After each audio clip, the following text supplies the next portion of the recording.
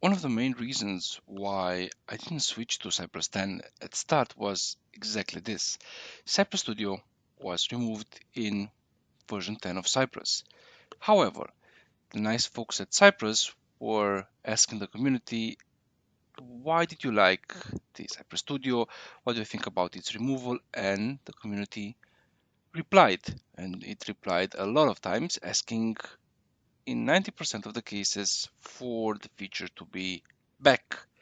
And I have some good news for you.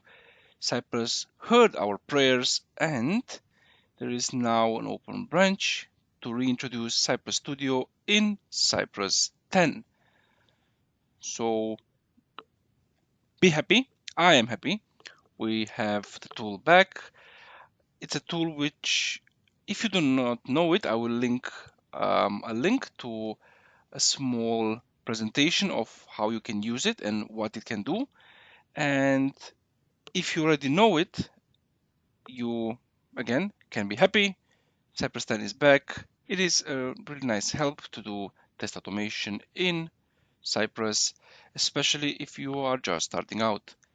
Thank you for watching the video, and I will see you in the next one. Have a good one, and bye bye.